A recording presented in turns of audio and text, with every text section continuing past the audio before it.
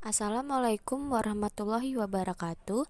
Salam dan bahagia. Kami dari kelompok 4 kelas 3A05 ingin menampilkan materi presentasi kami yang berjudul Biaya Modal 1. Selamat menyaksikan.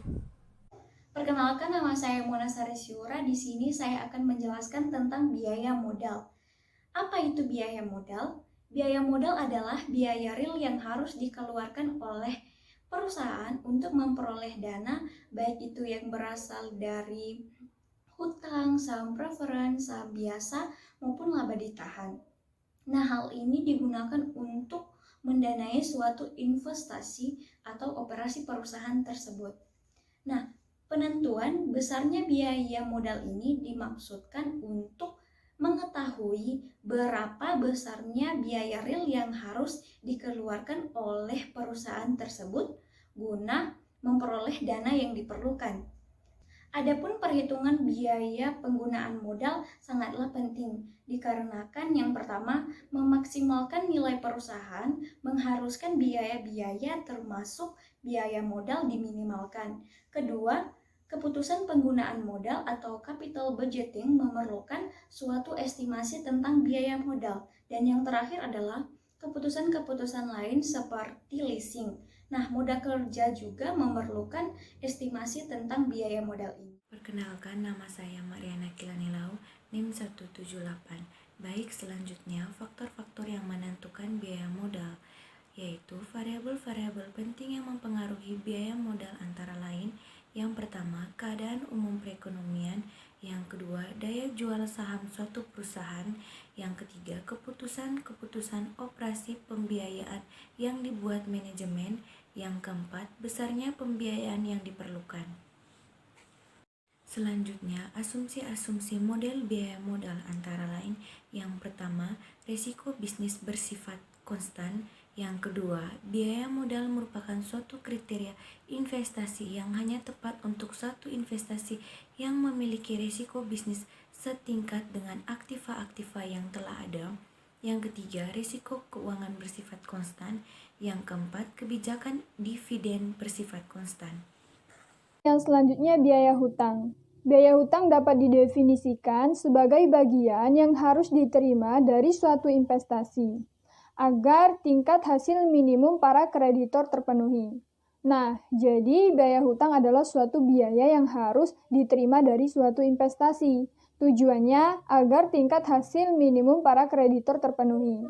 Setelah itu, jika perusahaan menggunakan obligasi sebagai sarana untuk memperoleh dana dari hutang jangka panjang, maka biaya hutang adalah sama dengan KD atau yield to maturity, sering juga disebut dengan YTM, yaitu keuntungan yang dinikmati oleh pemegang atau pembeli obligasi.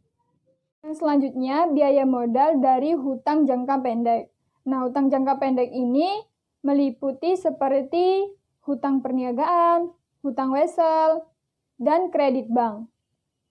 Contoh dari perhitungannya, misalkan kas diskon yang hilang selama 1 tahun sebesar 5 juta, dan hutang perniagaan dengan rata-rata 50 juta. Maka biaya modal sebelum pajak 5 juta dibagi dengan rata-rata hutang perniagaan 50 juta, dikali dengan 100%. Maka hasilnya 10%. Berarti itu biaya modal sebelum pajaknya adalah 10%. Misalkan pajaknya 40%, maka biaya modal sesudah pajaknya adalah 10% dikali dengan 100% dikurang dengan pajaknya tadi, 40%. Maka hasilnya 6%. Itu biaya modal sesudah pajak. Selanjutnya ialah contoh kedua. Bank memberikan kredit jangka pendek sebesar 100 juta rupiah dengan bunga 2% per bulan selama 8 bulan. Syarat aktiva yang dijadikan jaminan harus diasuransikan selama umur kreditnya dengan premi asuransi sebesar 5 juta rupiah. Maka, uang yang diterima dari bank, pinjaman dikurang bunga 8 bulan yang tadi, ditambah premi asuransi.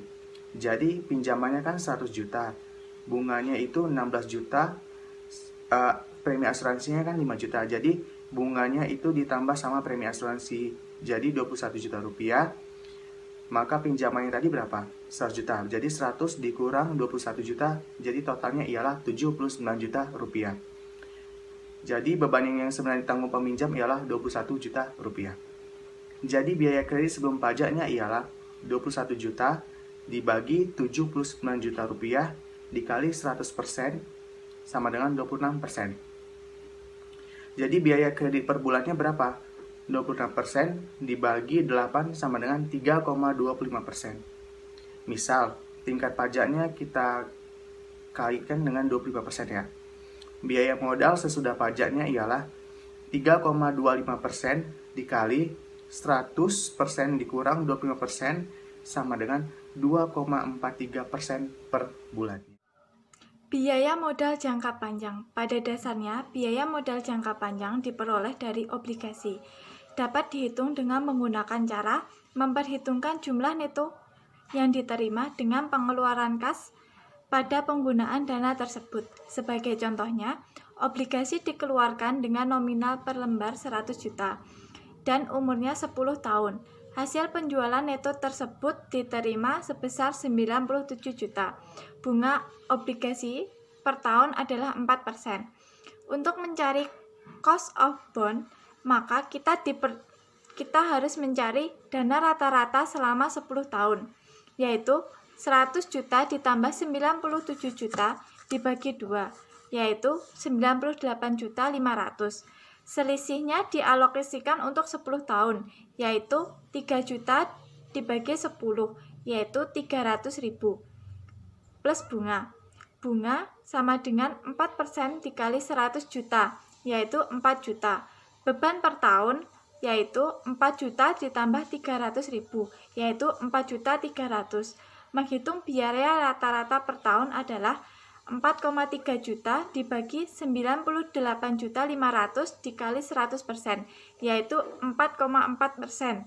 Misal tingkat pajak 25%, maka biaya modal yaitu 4,4% dikali 100% dikurangi 25%, yaitu 3,3%. Biaya modal saham preferred atau cost of preferred stock. Biaya modal saham preferred adalah sama dengan tingkat keuntungan yang dinikmati pembeli saham preferred. Di mana saham preferred berupa dividen yang besarnya tetap. Oleh karena itu, saham preferred mempunyai sifat campuran antara hutang dan saham. Biasanya mempunyai sifat hutang karena saham preferred mengandung kewajiban yang tetap untuk memberikan pembayaran dividen secara periodik. Pembayaran dividen saham preferred dilakukan setelah pendapatan dikurangi pajak, sehingga biaya modal saham preferred tidak perlu lagi disesuaikan dengan pajak. Biaya penggunaan dana dari penjualan saham preferred dihitung dengan membagikan dividen per lembar saham preferred atau DP dengan harga neto, yaitu net price yang diperoleh dari penjualan saham preferred per lembarnya. Maka didapatlah rumus yaitu KP sama dengan DP per PN, di mana untuk KP-nya itu biaya saham preferred, untuk DP-nya dividen saham preferred, untuk PN-nya harga saham preferred bersih yang diterima.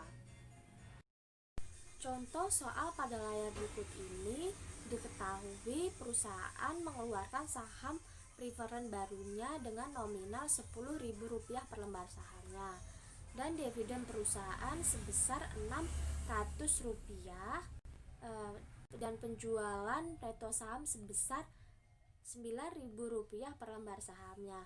Ditanya berapa biaya modal saham preferrednya, maka dengan rumus tadi kita pergunakan, yaitu KP sama dengan DP per PN.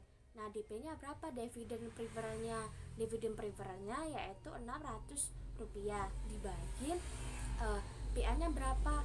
Penjualan netonya itu Rp9.000. Maka hasilnya dirubah menjadi persen, dapatlah 6,67%.